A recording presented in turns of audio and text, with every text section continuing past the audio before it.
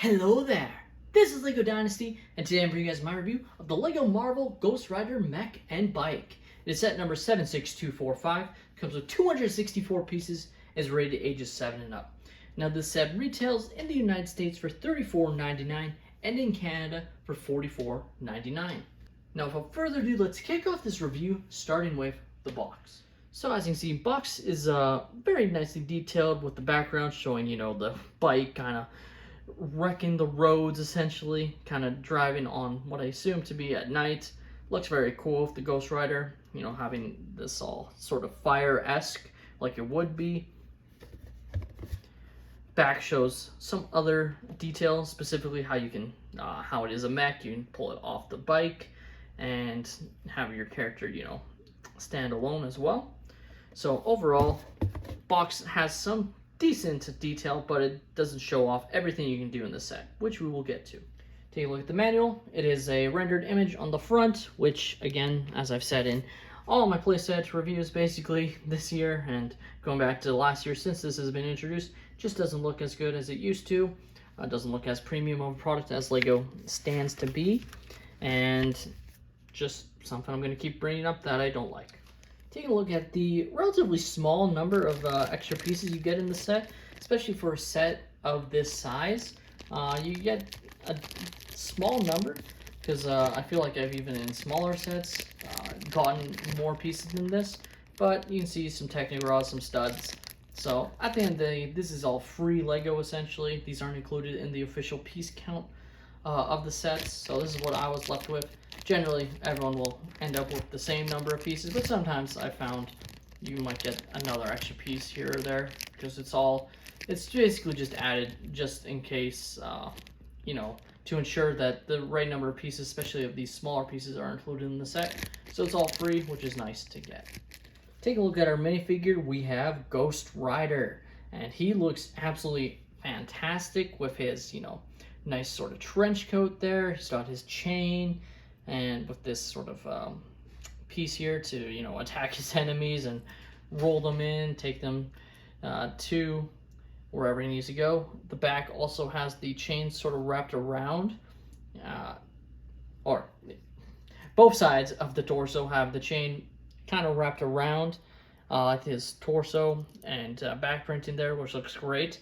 Now, interestingly enough, this is a whole molded piece here with the hair being the fire hair, which I find very interesting. I figured this would have just been a piece you could put on, but nope, it's fully molded to the skull piece, so you can't take off the fire, which is a little bit disappointing, I think. I would have liked it because it just kind of would have been fun to get this sort of fire hair piece essentially, but they just fully molded it into the headpiece. And of course, no arm or leg printing. Unfortunately, I feel like this figure definitely could have had it and would have really made this a highly desirable figure. But as it stands now, I still think this is a really cool figure. The other thing I would have liked is if they included the headpiece of the character without, the skull, as obviously he is a human character, or human that turns into Ghost Rider, so it would have been nice to get a face print and hairpiece, but obviously they didn't want to choose between which version of Ghost Rider to put in the set, and so it's just a generic Ghost Rider because there's been many versions of him. Now, taking a look at the mech and bike itself, first things first, you should know that it can actually come off this set, so it's actually held pretty ingeniously, I would say. There's just this little clip here at the bottom here that clips in onto the seat of the bike itself, which is very nice.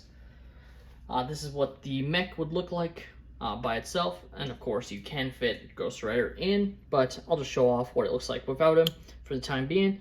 You have the opposable arms that unfortunately are a little bit stationary here. You can't move them too much, which is a little bit disappointing. It kind of makes it stiff, but I believe that's just to make it easier to maneuver the arms directly onto the handlebars of the bike build. But the same thing is with the legs too. They're got this piece here that you can see,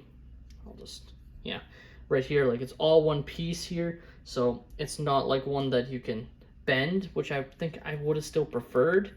but for whatever reason, LEGO decided that this design would have been better. Maybe just having the bending joints would have been too bulky, or LEGO would have had to make a new piece. I don't know, but this is what they came up with, and it still looks pretty cool.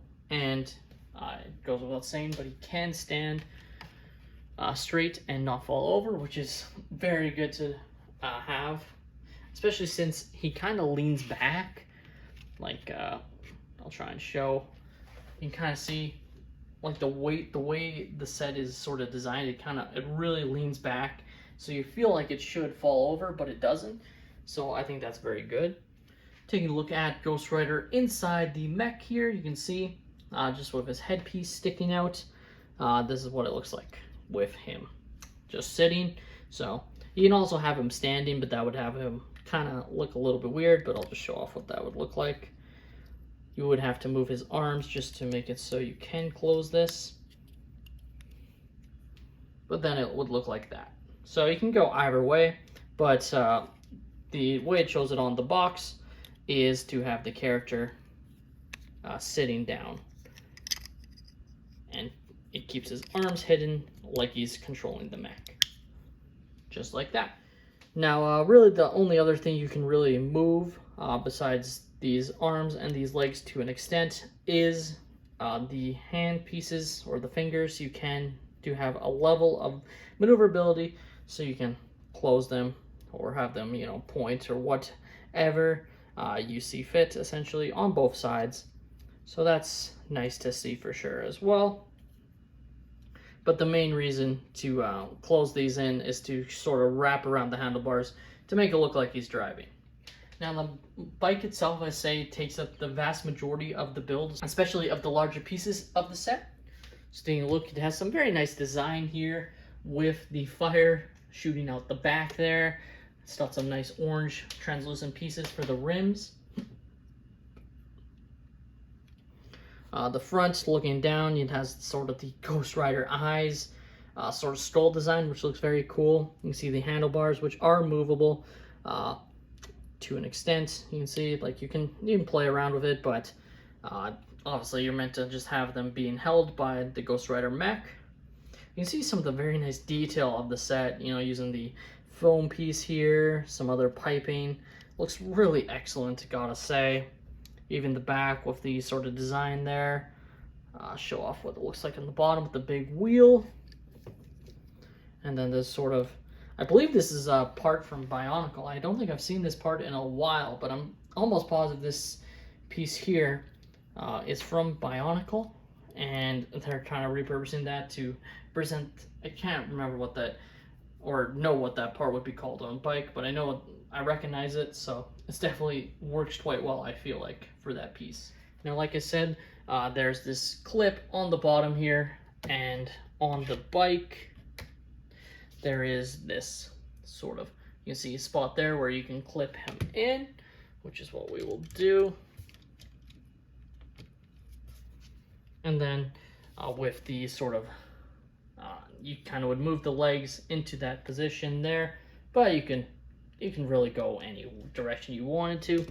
But then really the main thing is sort of maneuvering the handlebars so they sort of sit inside the hand of the mech, which is probably the one feature that I think could use a little bit more work. It's definitely a little bit, as you can see, you kind of have to play around to get it to really fit inside the hand there. But it looks okay when it is done, as you can see there. Like, I think the left, or I guess the right hand there on this side looks a lot better than what it came out to on this side, because it doesn't even look like he's really holding it.